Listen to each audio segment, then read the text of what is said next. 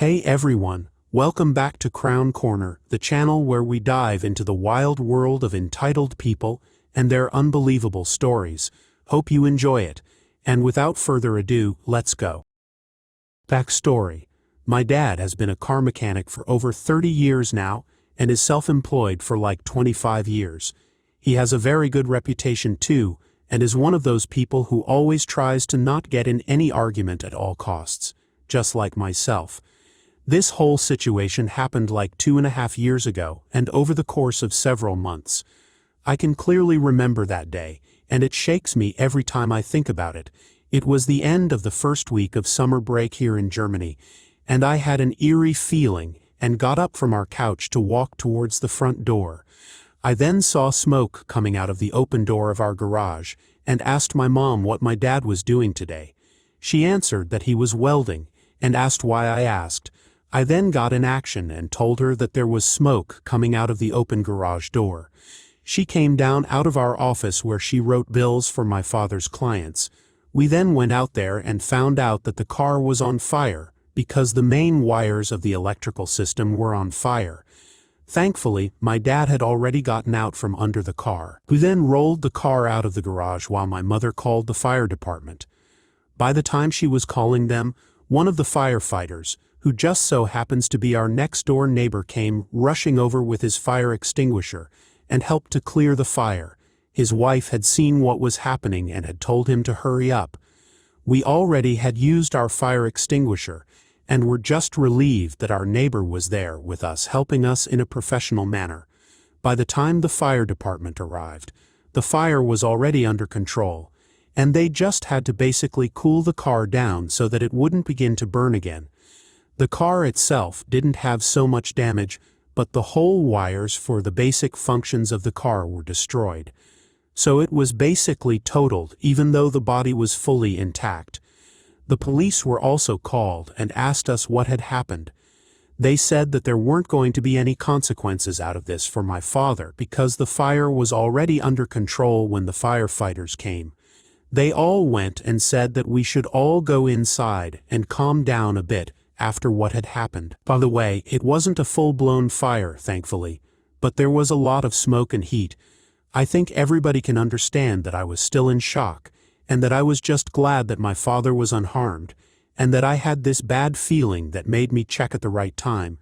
So after we all had calmed down a little bit, my dad went to the woman who owned the car and told her what happened. He even wanted to pay her 2,000 to 3,000 euro so that she could buy a new car. Her now destroyed car wouldn't have brought her more than 500 euro if she had sold it before it caught fire, and also wanted to help her find a good one through internet. He knows what to look for. So this lady would have basically nothing to do, but she declined everything, except that we wanted to cancel her insurance for the car. So my mother went to the registration office and signed out the car. So we thought this was the happy ending, but no, unfortunately not. Now comes the Karen of this story into play. I think it was 3 weeks later when my father got a letter from the police, stating that someone had filed charges against him for intentionally setting the car on fire. He was supposed to come to an audience the next week or so that the process could begin. At this point, I was baffled that this entitled woman thought that she could get even more money from my father than he was offering her by pressing charges against him. She always seemed like a nice lady. My mom was instantly furious and said to my father that we now needed a lawyer. So that's what my dad did. The next day, he had his first meeting with his lawyer, who then spoke to the police that my dad didn't set the car on fire, which also could be read in the official report of the police officers which were called the day of the fire. So we thought that was it. But the lady also had a lawyer and wanted all the money she needed to buy a brand new car and the money she had spent to get to doctor's appointments. She's like 70 or something, so she has a lot of doctor's appointments. This went back and forth until she altogether stopped to pay her lawyer and also stopped to answer his calls and emails. She seemed to be impatient and thought she didn't have to wait for such a long time for the money she had wanted. A few months went on and we hadn't heard from her or her lawyer when suddenly 3 police officers, 2 women and 1 man, showed up at our home. We had just got rid of the car, which stood all the time on our courtyard. We had given that lady a lot of time to get it off of our property, and when she didn't meet the deadline or heard anything from her lawyer to get more time, our lawyer allowed us to get it towed from our courtyard. They had been eyeing my car, which is from the same brand, and thought that this was the car they were looking for. My mom was alone at home when they came and told me this when I came back from school later that day. At that point, I hadn't had my driver's license yet. The man was like, "We want to inspect that car over there," Mom asked. "Why would you want to do that?" one of the policewomen said. "Because of the charges against your husband." "Then you are too late. That's my daughter's car. The car you are searching for was just removed yesterday. Also, please speak to our lawyer and give them the phone number and address." Then they just went their way. My mother immediately informed our lawyer about what had happened. A few days later, our lawyer found out why the police officers were here. The lawyer of the old lady somehow tried to get the money for the work he had done. So he got the highest rank of judge he knew in private to somehow get him his money. In the end, my father had to pay €300 to the state, so that the process would be brought to a close, and that was thankfully the end of it. Still to this day we haven't heard or seen the old lady. I work in the security industry. I won't say where for fear someone will recognize this story. The main contract I work on is with the local council, and one of my duties is inspecting public halls after they have been rented for a function. Usually it's just private citizens having birthdays, anniversaries, wedding receptions, etc. Most of the time there are no problems. The worst being the space hasn't been properly cleaned. That's not a problem for me. I call the cleaning company the council has a contract with, and they send someone out, hopefully before the place gets used again. The fee comes off the deposit paid for the hall. No skin off my nose. On a good day, these inspections take 10 to 15 minutes. A good day is when I arrive, and everyone has already left or is about to leave, and can do any little jobs that wouldn't be worth calling in the cleaning crew. Another thing that should be noted is the terms and conditions to which everyone has to agree before being allowed to use the halls. They state they have a maximum of 60 minutes after their allotted time is finished to vacate. After that, they are considered to be trespassing, and the police can be called to remove them. The worst thing about this is when the people hiring the space go over time. I get paid by the job, not the hour, so a booking running long means I'm waiting for them to finish while not getting paid. And it's always the same excuse: "Oh, we lost track of the time, sorry."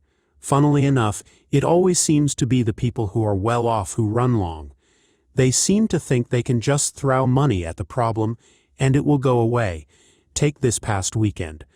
The booking, an 18th birthday party, was scheduled to finish surprisingly early for a weekend night. I arrived the stipulated 10 minutes before the booking was supposed to be finished, to find the cleaning had only just begun. To be clear, doing a good job requires at least 45 minutes, and these people had so much stuff it took them at least that long to get their personal belongings out of the building, let alone making a start on the cleaning. Knowing all this, I went in and spoke to the people who hired the hall, the parents of the birthday girl. I knew from experience they wouldn't be able to get everything done in time, and politely suggested they focus on clearing out their own belongings so I could call the cleaners in. But I wouldn't be here if they listened, would I? No, they insisted everything would be fine. They would get everything cleaned and just pay whatever extra fee the council charged them for the extra time. However long it took them to clean, they would pay for the time, regardless of the fact they were in breach of the contract they agreed to when they signed. No matter how I explained they would not be able to finish everything, they insisted on using the full hour. They weren't really entitled to get everything done. To clarify, they were supposed to have had everything packed, cleaned, and been out by the end of their booking, and the extra hour was going to cost them big. Needless to say, with 15 minutes to go, they had only just finished clearing out their gear, having stopped for 10 minutes or so to take some group photos in the process. I told them they had run out of time. They needed to get all their gear out so I could call in the cleaners, as there was still a lot to be done. At the time, They seemed accepting of everything, though the mother made a point of telling me she would be calling first thing Monday to talk to the bookings team. In retrospect, this was her threatening to go to my manager, though I am not myself a council employee. They ended up clearing out just before the hour expired, and I was finally able to begin the inspection. Oh, and the real kicker was they scheduled the caterers to pick up their gear 45 minutes after the scheduled end of the booking. I had all but forgotten the issue until this morning when I received a call from the council officer who is the liaison between the council and the company I work for. It turns out the mother was true to her word and had filed a complaint about the fact I forced them to adhere to the conditions to which she agreed.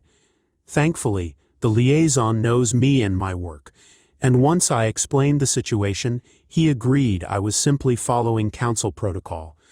I've no idea how my boss is going to react, as the company only recently took over the contract, and they don't know me as well. If anything else comes of it, I will update. My apologies if this isn't as exciting as other stories here, but the sheer arrogance displayed by these people, their disregard for the fact they have breached their agreement, got right up my nose, to put it politely. Oh, and the kicker was they believed they had the right to stay because the caterers they hired were late. My dad owns a house that he has been renting out for some time. The tenants who lived there were, for the most part, decent people whom my dad thought were trustworthy. That all changed about 2 months into the tenancy when the tenant refused to pay the month's rent. My dad showed some leniency and gave them another month to pay what was owed, but they didn't pay anything. By this point, my dad, frustrated by the whole situation and being 2 months out of rent money, offered them a deal. He proposed that they leave the house as soon as possible and pay only half the money owed. They countered with a different agreement. They would leave the house in a clean state with all of their furniture left behind as compensation. My dad, wanting to be done with them, agreed. When my dad arrived at the house, he found the place in a mess, with none of the furniture left behind, including the furniture that belonged to my dad in the first place. The 2 sofas that my dad owned were left behind, but they were trashed and left in the shed. When my dad confronted them, asking them to pay the full amount that the furniture was worth, he was met with a promise of payment after 2 weeks, which he didn't believe. When he requested they pay earlier, he was met with, "Good luck getting your money," followed by laughing emojis. This made my dad angry, and he decided that he wasn't going to let this slide. My dad knew that the tenant was a Christian pastor of a church, and his son also had some job related to the church. My dad contacted the church and explained everything, from how they hadn't paid him rent money to stealing the furniture and trashing the place. The church was somewhat interested in this behavior. The next day, my dad received an angry phone call from the tenant's son, cursing at him and asking him what he thought he was doing contacting the church, saying he was being unfair. My dad hung up on him, only for him to attempt to ring 10 times after he hung up. From what we could piece together, the church had told the pastor that if he didn't settle things with my dad, he and his son would lose their jobs. My dad received the full amount for the furniture that same day and agreed to back off. My dad later said it was never about the money, but the way this guy treated him and his values. My dad, being a Christian himself, was disappointed. Enjoying the stories yet? If you do, please subscribe, like, and comment. My husband and I were at a casual restaurant we go to a lot. We were sitting at our usual table, enjoying our food and chatting about our day, when I started hearing what sounded like a TV playing. At first, I thought maybe the restaurant had installed some new screens or something, but as I looked around, I realized the noise was coming from a couple sitting about 3 tables away from us. The woman at that table had her phone propped up against her water glass, and she was having the loudest video call I've ever heard in a public place. I mean, I could hear every single word of their conversation from where I was sitting. It was so distracting that I couldn't even focus on what my husband was saying anymore. I tried to ignore it for a while, hoping they'd wrap up their call, or that someone from the restaurant staff would say something. But nope, it just kept going on and on. I could tell my husband was getting annoyed too, and other diners were starting to glance over at their table with irritated looks. Finally, I decided I'd had enough. I stood up and walked over to their table. My husband gave me a look like, "What are you doing?" But I was on a mission. As I approached, I could see the woman's face on the phone screen, chatting away without a care in the world. I leaned over their table so that the person on the video call could see me in the frame. The woman at the table looked up at me, surprised and a bit annoyed. I put on my friendliest smile and said, "Me. Hi, how are you?" I figured since I could hear the conversation at my table, I would introduce myself. "Hi, I'm Nancy, so nice to meet you." I thought maybe a little humor and friendliness might make them realize how disruptive they were being. Boy, was I wrong. The woman at the table, let's call her Karen because that's exactly what she turned out to be. She just stared at me for a second, her face turning red with anger. "Karen, how dare you interrupt my call? This is a private conversation." Me. "Well, it's not very private if everyone in the restaurant can hear it." That's when things took a turn I never expected. Without warning, Karen stood up and slapped me across the face. Hard. I was so shocked I didn't even know how to react. My cheek was stinging, and I could feel tears welling up in my eyes from the pain and surprise. Before I could even process what had happened, I heard a chair scraping behind me and heavy footsteps rushing over. It was my husband. He had seen what happened and came running to my defense. "Husband, what the hell do you think you're doing?" "Karen."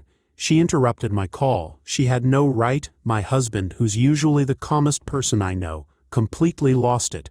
He pulled back his fist and punched Karen right in the face. She stumbled backward, knocking over her chair and falling to the ground. By this point, the entire restaurant was in chaos. People were standing up, some were yelling, and Karen's dinner companion was trying to help her up while shouting at my husband. The person on the video call was still there, their face on the screen looking completely bewildered. My husband grabbed my hand and pulled me back to our table. He was shaking with anger, and I was still in shock from being slapped. "Husband, are you okay? I can't believe she hit you." Me. I'm fine, I think, but you didn't have to hit her back." "Husband, she assaulted you. I wasn't going to let that slide." While we were talking, I noticed the restaurant manager had come over to Karen's table. She was crying dramatically and pointing at us, clearly playing the victim. I couldn't believe how this had all spiraled out of control so quickly. "Manager, what's going on here?" "Ma'am, sir, I need to speak with you." We explained our side of the story to the manager, emphasizing that Karen had slapped me first. Other diners who had witnessed the whole thing backed us up. The manager looked stressed, trying to calm everyone down. "Manager, I'm going to have to ask all of you to leave. We can't have this kind of disturbance in our restaurant." "Karen, leave? But I'm the victim here. That woman invaded my privacy, and then her husband assaulted me. I want them arrested." "You slapped me first. All I did was try to politely point out that your call was disturbing everyone." The argument went back and forth for a while, with Karen getting increasingly hysterical. Finally, my husband had enough. "Husband, that's it. I'm calling the police. Let them sort this out." "Karen, go ahead, I'll have you both arrested for assault." My husband pulled out his phone and dialed 911. While he was explaining the situation to the dispatcher, I noticed that Karen was whispering furiously to her dinner companion. They seemed to be arguing about something. A few minutes later, 2 police officers arrived at the restaurant. They separated us and started taking statements from everyone involved, including other diners who had witnessed the incident. Officer 1, "Ma'am, can you tell me what happened here?" I explained everything from the beginning, how we were just trying to have a quiet dinner, how disruptive Karen's video call was, and how I had tried to politely point it out to her. Me. I know I probably shouldn't have interrupted her call, but I really didn't expect her to react so violently. She slapped me hard across the face. Officer 1, "And then what happened?" Me. "My husband saw her hit me and came over. He punched her. I know he shouldn't have done that, but he was just trying to protect me." The officer nodded and took notes. Then he went to talk to Karen, who was still playing up her injuries and crying loudly. I could overhear bits of her statement, and I couldn't believe how much she was exaggerating and outright lying about what had happened. Karen. They attacked me out of nowhere. I was just having a quiet conversation with my sister, and this woman came over and started screaming at me. Then her husband punched me for no reason. I was fuming listening to her lies, but I knew better than to interrupt again. The officers continued to gather statements from everyone, including the restaurant staff and other diners. It was clear that Karen's story wasn't adding up with what everyone else had seen. After what felt like hours, but was probably only about 30 minutes, the officers came back to talk to all of us together. Officer 2, all right, here's the situation. We have multiple witnesses confirming that you, ma'am, slapped this lady first after she approached your table. That's assault. And you, sir, punching her in retaliation is also assault, even if it was in defense of your wife. Karen, but they started it, they interrupted my call. Officer 1, ma'am, interrupting a phone call is not illegal. Slapping someone is. Now you both have the option to press charges against each other for assault. Or we can all agree that this got out of hand, and you can both walk away with a warning. What would you like to do? My husband and I looked at each other. We were both tired and just wanted this whole ordeal to be over. Me, we don't want to press charges. We just want to go home. Karen, well, I want them arrested. Karen's dinner companion, who had been quiet this whole time, finally spoke up.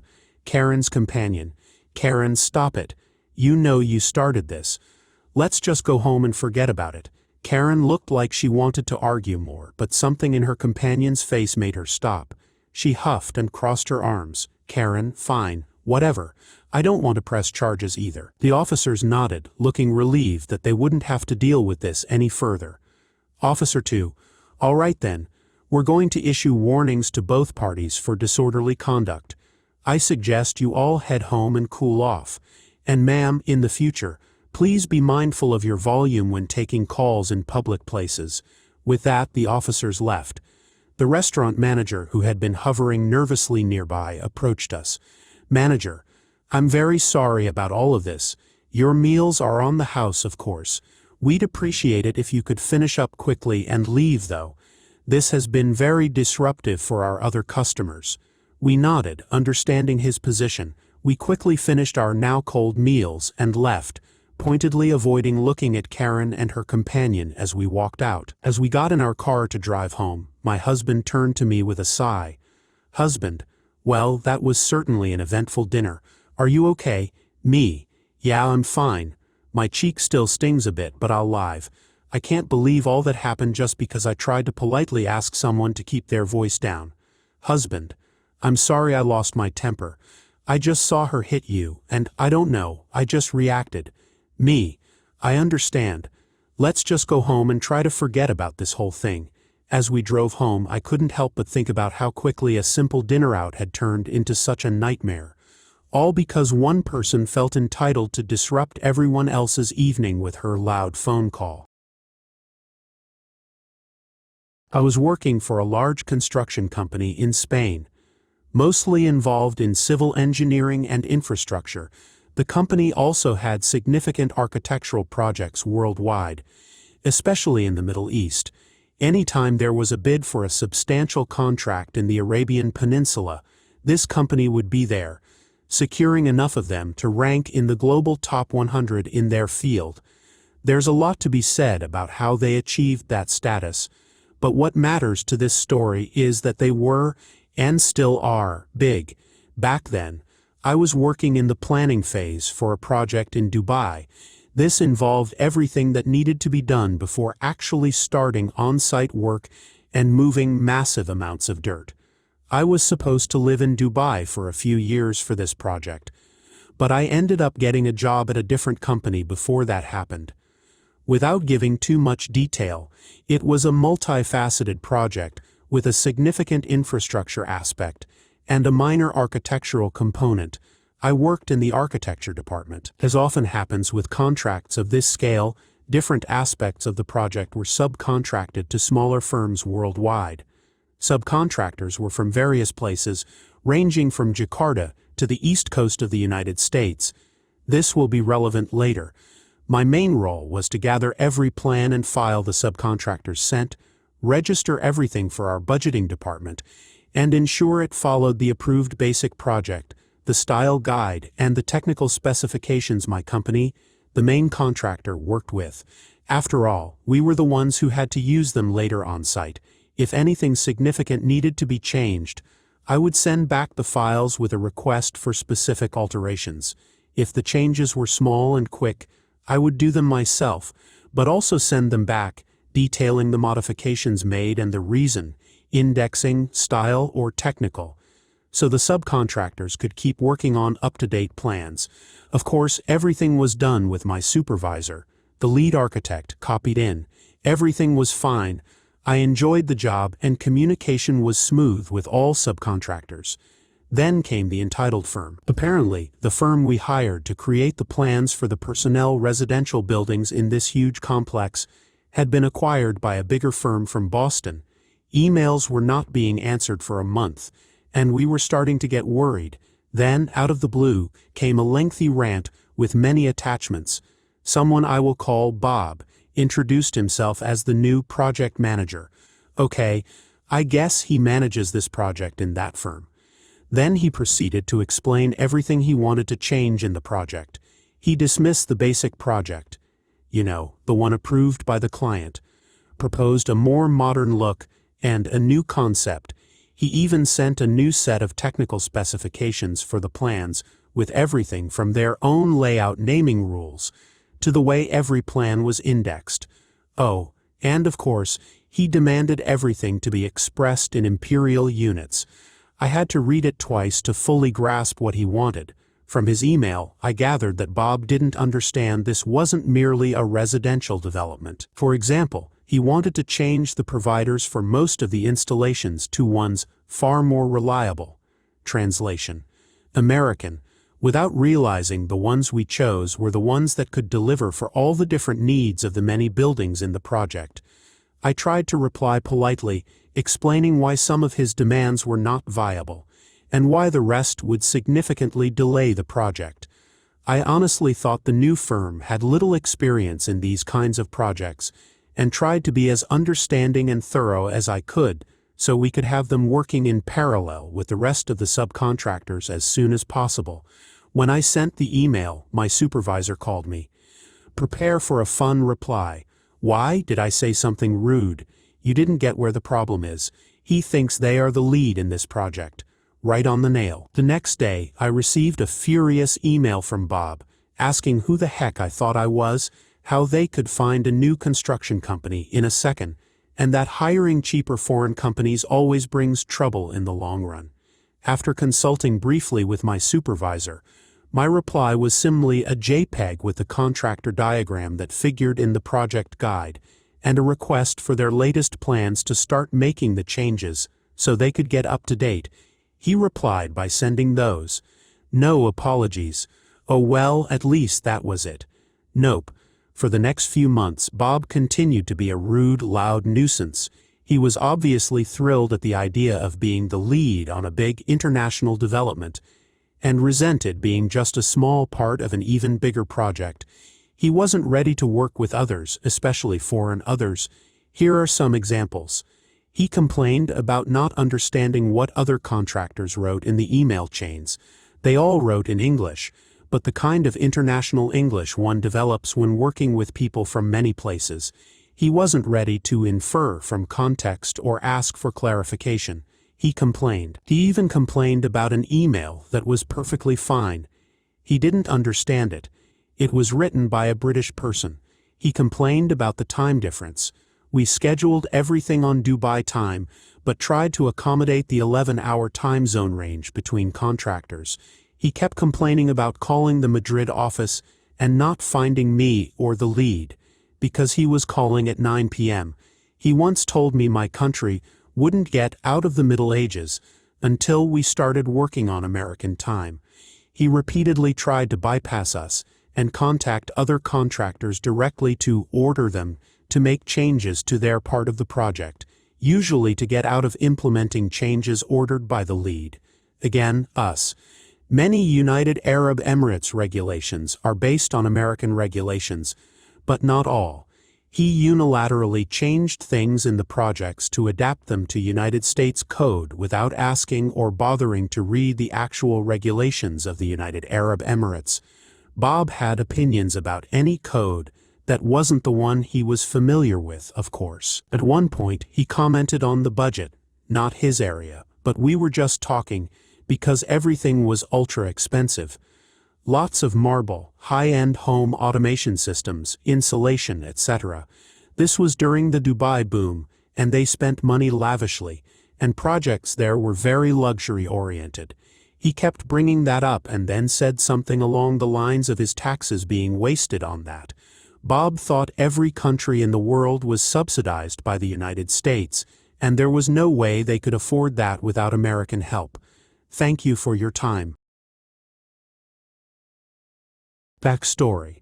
I was recruited by an information technology multinational corporation during the COVID-19 pandemic. My manager is extremely relaxed and an outstanding leader. My manager's manager, whom I will refer to as Murad, is a stickler for rules. For the purpose of this story, I will address my manager as Sam and my manager's manager as Murad. I work as an infrastructure and configuration manager. Work passes through me first, and if I don't approve it, it doesn't go to the next team. I act as a bottleneck of sorts, and any dip in my productivity significantly affects the process. However, apart from Sam, management is blissfully unaware of this dependency. Story. When I joined the company, there was no office in my city. My onboarding was at a city over 1,100 miles away, and all joining formalities were done online. Since then, I have never been to the office, except for a 2-week workshop, for which I was flown in by the company. 3 months ago, a new office opened in my city with just 14 people. My official location was transferred here to meet the minimum number of 15 employees required to open an office as per bylaws. We are an information technology multinational corporation that provides services to an automotive corporation. My work is completely remote, so I never need to go to the office. I also really enjoy working from home. The company started elective working from the office last year, and hybrid work at the beginning of this year, but everything mostly depended on the manager's approval. Sam is on site in a different country and has never asked any team member to work from the office. Murad, on the other hand, expects everyone to return to the office full-time. Usually, Sam protects us from this expectation. Recently, Sam was transferred to a different team in the same project, and a different person is now managing our team. Sam remains my manager, but I no longer get to collaborate with him on my work, which is a huge disappointment. The new manager is new to the company and easily influenced by Murad. Murad, originally from my city, decided to return to oversee the new office. The first thing he decided was that everyone in this city should work from the office. The other 14 employees were not affected as they were already working from the office with specialized hardware only available there. The only one affected was me. I tried to explain to him that this would reduce my productivity, but he was not convinced. I discussed my situation with Sam, who sympathized but was not in a position to do anything about it. I am a tall person with several orthopedic challenges. I need my workstation and chair to have specific dimensions. At home, I have set it up over the last 3 years, but setting up the same thing at a new office is troublesome. However, I have been ordered to return to the office. On my first day at the office, about 16 days ago, I talked to the building manager and presented my workstation requirements. Each requirement mentioned the corresponding occupational safety and health administration violation, if not adhered to. He told me it would take 45 to 60 days to create or acquire my workstation up to the standards mentioned. I spent the next 2 weeks in the office relaxation zone, which has a chair that does not hurt my back. However, it is not a work desk, so while I was at the office I could not work. Suddenly, everything was running really slow. Teams were sitting idly because work was stalled at my gate. There are bi-weekly deliveries across multiple milestones, with about 6 to 12 deliveries every month. We missed 7 deliveries during that period. Murad was upset, but had no idea why things were stalled. The new manager was also confused. This situation was escalated to the chief executive officer, who asked Sam to consult for his old project to see what went wrong. It took Sam 30 minutes to realize that my gate was stalled. He asked me on Teams to join a call to discuss the issue. Since I was not on my laptop, it took a lot of back and forth, but eventually, Murad himself got out of his room and searched for me. However, the office relaxation zone is on a different floor, so he could not find me and decided to have a separate call the next day. He exited the call and caught me on my mobile. The conversation went like this: "Murad, where are you? I couldn't find you on our floor. Can you please come to my room?" Me: "Sure." I went to his room and explained the issue. Murad: "Why didn't you tell me this 2 weeks ago?" Me: "I did. I told you that making me come to the office would reduce my productivity, and the workstation issue is a building manager issue. It has nothing to do with you, so I did not inform you. My manager knows about it, as I had informed Sam when I joined the company. Murad, please work from home until your workstation is ready." The next day, which was last Friday, I was working from home. The call with Sam happened before lunch, and the chief executive officer joined the call as well. Sam asked me why things were stalled at my gate. Before I could say anything, Murad jumped in and said it was a minor issue and that work would be cleared quickly. But the chief executive officer wanted to know the details, so I presented my case. Sam agreed with me when I mentioned my condition. He also mentioned that this was specifically noted in his handover to the new manager when he left the team. I was then asked to leave the call and return to my work. After lunch, there was another call among Murad, Sam, the building manager, and me. The building manager informed us that it would cost the company around $2,500 to set up my workstation. Since it is a non-standard workstation, it needs to be placed in a separate room. The room would be charged at $20,000 annually, and it would take 30 days to get everything ready if we decided to proceed. Murad told me he would let me know what was decided by the following Tuesday. It's Sunday today, and I decided to write this up after receiving a call from Sam in the morning. Apparently, Murad is done working in his city and will go back next week. I can continue working from home. My workstation, chair, and separate room will be ready by the end of next month, and I am welcome to work from the office whenever I want. Clarifications. Multinational Corporation. This stands for Multinational Corporation, a common acronym. Grandfather. The manager's manager is referred to as a grandfather in my culture. The hierarchy is described similarly to a family. The great-grandfather becomes the grandfather's manager, and so on. We don't actually call them using these titles, but rather refer to them using the titles in conversation, emails, or official documentation. For example, an official document about mobile bill reimbursements might say mobile bills up to $50 are approved. Any hire will require grandfather approval. Room charge. Since there are only 15 employees, we have office space rented in a building where several small-scale companies rent. An additional room is not in the contract and would have to be rented separately. Thanks for joining us. If you enjoyed the video, don't forget to hit the like button and subscribe for more captivating stories. Share your own experiences and opinions in the comments below, and let's keep the conversation going. Until next time, stay tuned for more epic tales.